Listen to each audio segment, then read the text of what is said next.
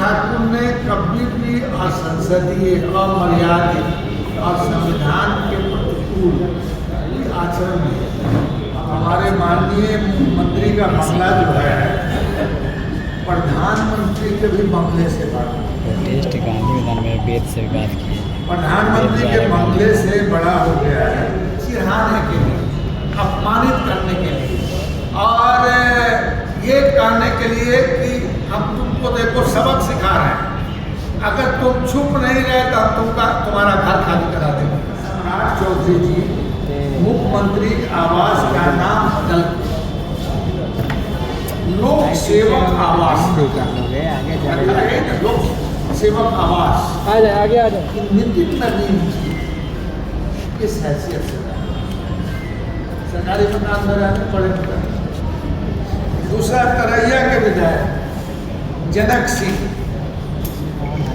वो मंत्री का आवास 28/10 हार्डिंग रोड का मंत्री है, उसमें बोल रहा है किस हैसियत। नमस्कार, न्यूज फॉर नेशन देख रहे हैं और मैं हूं आपके साथ रंजन सिंह। बिहार में बंगले को लेकर एक बार फिर से खूब सियासत हो रहा है। पूर्व मुख्यमंत्री राबड़ी देवी को नोटिस थमा दिया गया है, बंगला खाली करने के लिए कहा गया है। आज राष्ट्रीय जनता दल के राष्ट्रीय प्रधान महासचिव अब्दुल बारी सिद्दीकी ने प्रेस कॉन्फ्रेंस करके सम्राट चौधरी और मौजूदा सरकार के ऊपर जोरदार हमला किया है। सम्राट चौधरी के ऊपर उन्होंने कहा है कि बात करते हैं कर्पूरी ठाकुर की राह पर चलने की, लेकिन यह लोग ने लोक लाज की तिलांजलि दे दी है। सम्राट चौधरी का बंगला प्रधानमंत्री से भी बड़ा है। कंपटीशन चल रहा है कि प्रधानमंत्री का बंगला बड़ा है या मेरा बंगला बड़ा है। दूसरी बात यह भी है कि जिस तरीके से लोक सेवक आवास रखा गया नाम, किस आधार पर उन्होंने रखा है, यह भी सवाल रहा। और पूर्व मुख्यमंत्री राबड़ी देवी को बंगला खाली करवा के बदले की भावना, कई नेताओं का नाम लेकर अब्दुल बारी सिद्दीकी ने बड़ा हमला बोला है। क्या कुछ कहा है आप खुद सुनिए। सरकार के खिलाफ अगर कोई बात उठती हो तो उसको टारगेट करके प्रताड़ित करना। अब जब भी ऐसा होगा कि डेमोक्रेटिक सिस्टम में ऑपोजिशन को दबाने की कोशिश की गई है तो इस देश के अवाम ने उसको स्वीकार नहीं किया और स्वीकार, उसके कई उदाहरण हैं, आप जानते हैं, उसको दोहराने की जरूरत नहीं। मगर क्या है कि राजनीति अच्छी और खूबसूरत और संविधान के अनुरूप जो कार्य करने वाली दल है, कार्य करने वाले दल हैं, तो ये खूबसूरती है कि जब सरकार की कमियों को उजागर करना और अगर सरकार के द्वारा गलती हो रही है तो उसका कान अमेटना। कान अमेटने का मतलब ये नहीं है कि उनका कान पकड़ना, मतलब वो सब ये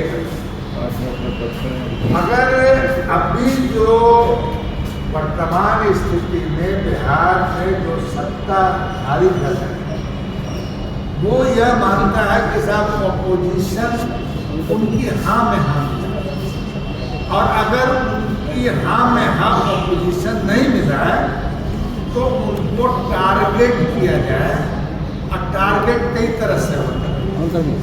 अब अभी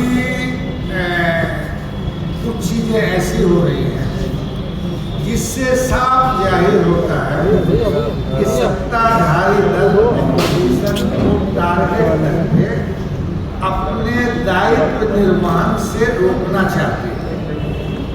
अब एक उदाहरण आप ले लीजिए। अब हम पहले का, चूंकि अभी सरकार में पहले जो ऑपोजिशन पार्टी का रोल हुआ करता था और पहले जो ऑपोजिशन पार्टी के नेता विरोधी दल हुआ करते थे, उनकी जो कदर होती थी अब उसको तो दोहराना बेकार है। हालांकि सब लोग सत्ताधारी दल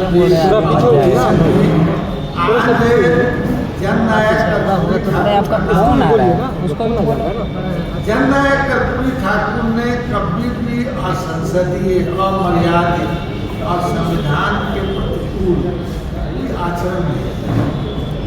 अगर अभी मान लीजिए कि अभी हम ऑपोजिशन में हैं और अगर हम संविधान के विपरीत अगर कोई आचरण करते हैं तो हमको जो है एक तरह से तंबी करने का सरकार को अधिकार है।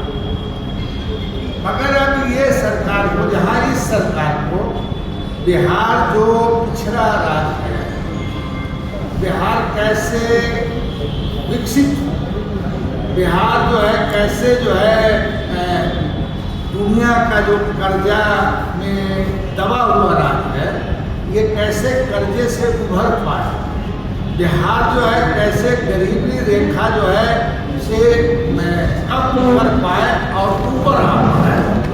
तो जहाँ सरकार को इन चीज़ों पर अपनी दिमाग लगाने की आवश्यकता थी, वही अब लगा रही है कि साहब कैसे ऑपोजिशन को टारगेट किया जा सकता है, कैसे ऑपोजिशन को जो है अपमानित करने की कोशिश की जा सकती है, कैसे ऑपोजिशन के जो बहुत सारे अधिकार हैं उनका हनन किया जा सकता है, और कैसे ऑपोजिशन को थ्रेट करके कि साहब आप हमारे खिलाफ बोलोगे तो हम तुम्हारे लिए ये करेंगे, ये करेंगे, ये करेंगे। तो यह डेमोक्रेटिक सिस्टम में कतई अच्छा नहीं है। और जो भी डेमोक्रेटिक प्रेमी हैं और जिन्होंने डेमोक्रेसी की रक्षा के लिए मतलब अपना सर्वस्व निछावर कर दिया है, वो कभी सरकार के इन कृत्यों का मतलब समर्थन नहीं कर सकती है, उसके विरोध में आएगी। और मुझको लगता है कि विरोध करना चाहिए ऑपोजिशन को, जो कर रही है। अब छोटी छोटी सी बात है, अरे आपको मुझसे लड़ना तो मेरे दीदियों से लड़ो, मेरे अगर किसी तरह के कार्य हैं उनसे लड़ो।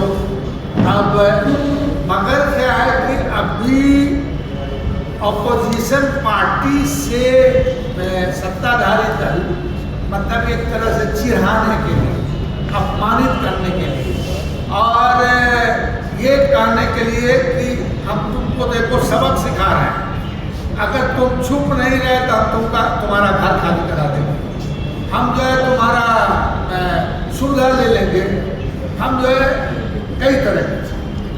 अब अभी जो हमने देखा है कि मकान का आवंटन का जो है सब नियम कायदा बना, परंपराएं भी हैं और खुद बोलते हैं लोग कि साहब बिहार गरीब राज्य है। और अभी तो प्रधानमंत्री का भी आया कि साहब इस तरह की जो समस्या पैदा हुई है इसमें थोड़ा सादगी का आचरण में संदेश जाना चाहिए जनता से। मगर हमारे अजीज भी हैं, साथ भी रहे हैं, कई दल में रहे हैं, समझा कि नहीं। अभी मुख्यमंत्री मुझे घोर आश्चर्य हुआ कि माननीय मुख्यमंत्री जी जैसे कौन से मकान आवंटित है मुख्यमंत्री, कौन सा मकान, एक अन्य मकान, बहुत छोटा मकान था, एक अन्य मकान था ना, छोटा मकान, तो वो मकान बड़ा चाहिए था। ठीक है, जितने अभी तक के मुख्यमंत्री हुए सबका काम उसमें चलता, उसमें हरमत जहाज भी रहे हैं, बहुत सारे लोग रहे हैं, लालू जी भी रहे, बहुत लोग हैं, बिंदेश्वरी दुबे जी वगैरह सब। तो लगता है कि ये लोग छोटे लोग थे तो इनका छोटे मकान में काम चल रहा।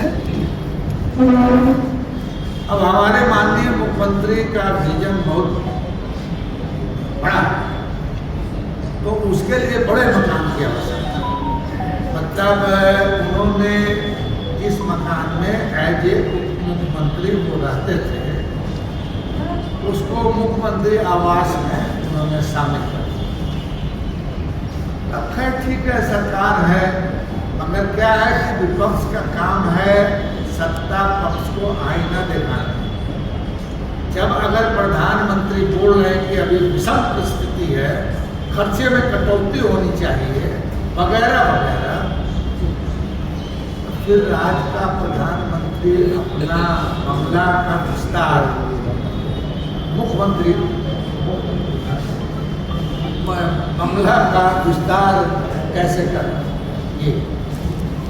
अब खैर, अब डेमोक्रेसी में कतई सरकार को यह नहीं समझना चाहिए। यहाँ ठीक है, वो अभी बात ये आएगी, वो उसके बाद अस्थायी बैठ लेंगे। ठीक है, तो वो सुनिए, वो अस्थायी गांधी है। मंत्री की 5 साल बात में चुनाव होता है, बहुमत देख वाली लीजिए। पार्टी सरकार बनाती है और फिर आता है। अब जिक्र नहीं करेंगे पुराने मुख्यमंत्रियों की, भोला पासवान शास्त्री की, जननायक कर्पूरी ठाकुर की, रामचंद्र दास की वगैरह वगैरह, या थोड़ी देर के लिए मान लीजिए हमारे लालू जी। अब देख लीजिए, अभी मुख्यमंत्री का जो बंगला है, हेलो, अब कह सकते हैं हम आरजीटी में पीसी चल रहा है, तो गाइड से देखिए अब हमारे माननीय मुख्यमंत्री का बंगला जो है प्रधानमंत्री के भी बंगले से बड़ा, टेस्ट गांधी मैदान में वेद से भी बात की है। प्रधानमंत्री के बंगले से बड़ा हो गया है। अभी उधर चलिए, उधर और पूर्व में जो उप मुख्यमंत्री के नाम से कणांकित था, जो बताया कि उसको इन्होंने मिला। अच्छा ठीक है, उधर से गांधी मैदान सामने भी जनता पहले बता दें, नहीं मेरे पास नहीं है। सम्राट चौधरी ने बिहार की सबसे महंगी तो बात कर लीजिए। पर अपने आलिशान बंगले का विस्तार लगभग 15 एकड़ से अधिक में कर दिया। क्या सम्राट चौधरी को मतलब राजनीति में या डेमोक्रेसी में लोक लाभ बड़ी चीज है। अब इसको उन्होंने तिलांजलि दे दी या आत्मसात कर लिया, ये वो फैसला उन्होंने किया। बिहार में अभी तक उप मुख्यमंत्री के लिए जो 2 आवास नामांकित थे, उसमें एक 5 देश रत्न मार्ग इसमें चलाया और 3 स्टैंड रोड में, दूसरा है 3 स्टैंड रोड, जिनमें 15 अप्रैल तक सम्राट चौधरी और विजय सिन्हा रहते थे। ये दोनों उनसे पहले मुख्यमंत्री के तौर पर उन आवासों में तेजस्वी यादव, स्वर्गीय सुशील मोदी, तारकिशोर प्रसाद, रेणु देवी जी भी रही। लेकिन सम्राट चौधरी जी ने इतने बड़े मकान को अब किस बिना पे अपने में मिलाया है, ये तो वो सफाई देंगे। आप लोग पूछिएगा और फिर उनसे ये भी पूछिएगा कि अभी की स्थिति में जो प्रधानमंत्री ने जो दिशा निर्देश दिया है कि साहब पेट्रोल कम करो, खाना कम करो, साज सज्जा में कमी करो वगैरह, उसमें वो बढ़ोतरी किए हैं या कम। विजय चौधरी और विजेंद्र यादव मंत्री के हैसियत से पूर्व से जो आवंटित मकान है और मंत्री का दर्जा प्राप्त माननीय नेता प्रतिपक्ष बिहार विधान परिषद व बिहार की प्रथम महिला मुख्यमंत्री श्रीमती राबड़ी देवी जी के साथ एक अपरिपक्व मुख्यमंत्री द्वारा ऐसा पक्षपाती दुर्व्यवहार का बर्ताव शो करने वाला कार्य किया। क्या यह उनकी नैतिकता, आचरण और व्यवहार के अनुरूप है? सम्राट चौधरी ने बिल्कुल भी न्यायिक चरित्र जो कहा जाता है वो इनके इस कृत्य से नहीं लगता। और राजनीति में कभी भी ईर्ष्या, घृणा, द्वेष ये अच्छी बात नहीं होती। मगर जब सरकार और सरकार का मुखिया ईर्ष्या, घृणा, द्वेष की राजनीति करे तो आप समझ सकते हैं कि लोकतांत्रिक व्यवस्था में अगला नंबर तोड़े जो लोग उनको आईना दिखाने वाले हैं उनके प्रति उनका क्या रवैया होगा आप समझ सकते हैं। तो हम इस मार्फत इस मतलब इनके कृत्य के मार्फत बिहार की जनता को भी यह सचेत कर रहे हैं कि साहब ये जो है ईर्ष्या, घृणा, द्वेष के भावना से काम कर रहे हैं। ईर्ष्या, घृणा, द्वेष के भावना से काम करने वाली सरकार न कभी अच्छी होती है, न समाज के लिए अच्छा सोचती है और न समाज के लिए अच्छा करती है। अब आगे आइए, आप बताते हैं बहुत सारे लोग और बताएंगे। अब सम्राट चौधरी ने मुख्यमंत्री के लिए नामांकित 5 देश रत्न मार्ग को एक अन्य मार्ग में क्यों मिलाया? इनका मुझको देना चाहिए कि साहब हमारा जनता दरबार में लाखों लोग आते हैं, उनको रहने का, खाने का, फलना का हम इंतजाम करते हैं, इसलिए हमने मना कर दिया। उप मुख्यमंत्री के नाम से नामांकित मकान जो था, अब दे दिए उसको, तो दूसरा उप मुख्यमंत्री के नाम से मकान होगा जो ये करने में मार्ग में मिला है। क्या सम्राट चौधरी जी मुख्यमंत्री आवास का नाम बदल लोक सेवक आवास लोक सेवक आवास आगे आ जाए, क्या सामने खड़ा हो जाए, बार बार कह रहे हैं लोक बीच बीच में आ सेवक जाए, ले लो का संदेश आप जनता में क्या दे रहे हैं? यही दे रहे हैं, कर्पूरी जी वाला दे रहे हैं। कर्पूरी जी का आचरण व्यवहार आप आपके साथ कर रहे हैं। लालू जी वाला जो गरीबों को के साथ चटाई पे बैठते थे, खटिया पे बैठते थे, उसका दे रहे हैं। क्या दें? बीजेपी के राष्ट्रीय अध्यक्ष नितिन नवीन से 3 टेलर रोड, अब कौन कौन लोग हैं? मतलब जब भी सरकार शपथ लेती है, शपथ क्या लेती है कि बिना भेदभाव के हम काम करें। और अगर शपथ लेने के बाद अगर आप भेदभाव कर रहे हैं, तब इसका मतलब है कि आप अगर ईश्वर की शपथ ली है तो ईश्वर को भी धोखा दे रहे हैं। और सत्य और निष्ठा की अगर आपने शपथ ली है तो वो भी ईश्वर के नाम से लिए है, तो अब ईश्वर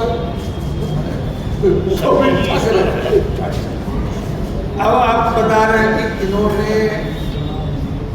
जो हमारी नेता आदरणीय राबड़ी देवी जी की मकान है, मतलब 6 महीना 1 साल से अपना कोशिश है कि ये मकान को खाली करें। हमको लगता है शायद ऐसा कि ये जो अभी इस मकान को इन्होंने अपने में मिला है, इसको किस मकान को मिला है? 5 देश का। मुझको लगता है कि इसमें भी इनका काम नहीं पूरा हो। हालांकि खाने को उन्होंने अभी जो है जिस मकान में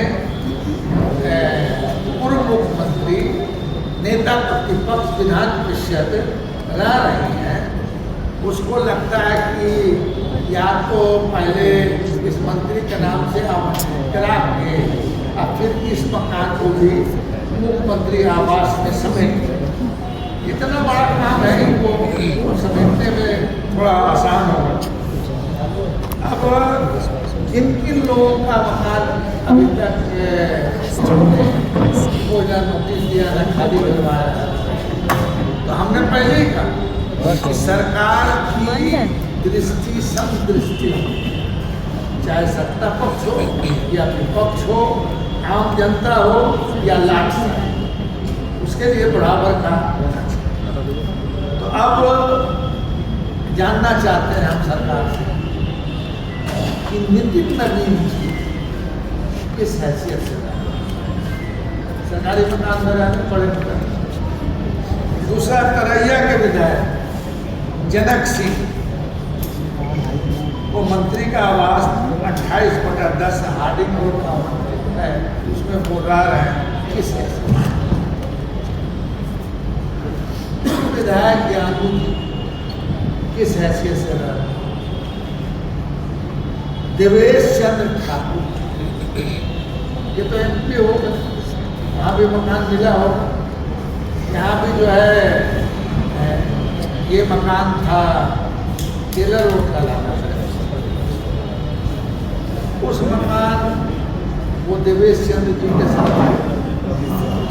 पूर्व मंत्री राजू सिंह 11/13 मैंगल राहुल, अगर इन लोगों को नोटिस दिया है, आप लोग पूछिएगा, मानिएगा और बड़ी कृपा होगी कि हमको भी उपलब्ध कराइएगा। उसके बाद करणजीत सिंह विधायक हार्डिंग रोड का आवास किस हैसियत से। Manorama Devi 20/B Harding road में किस हैसियत से। पूर्व मंत्री कृष्ण कुमार मंटू 17 हार्डिंग रोड में किस हैसियत से। दीपक कुमार रिटायर्ड IAS है, अब कहेंगे कि प्रधान सचिव बन गए तो हो सकता है उनको आवंटित रिन्यूअल करा दिया गया, मगर बड़ा मकान है, वो भी उनको सफाई देना चाहिए कि किस हैसियत से हो रहा है। सांसद संजय झा, कितना दिन हुआ सांसद, ये M स्टैंड रोड में किस हैसियत से, और लिस्ट बड़ी है। उपेंद्र कुशवाहा 24 स्टैंड रोड में किस हैसियत से। क्या उन्हें आवास खाली करने के लिए नोटिस दिया गया है? क्या सभी विधायक जो केंद्रीय पुल के बंगलों में अनधिकृत रूप से रह रहे हैं, उन्हें MLA फ्लैट में अलग से आवास क्या आवंटित नहीं किया गया है? और अगर आवंटित किया गया है तो आवंटित मकान में क्यों नहीं गए हैं? और फिर सेंट्रल कोर्ट के मकान में किस तरह से। आयोगों के कितने सदस्य जिनको सरकारी आवास दिया गया,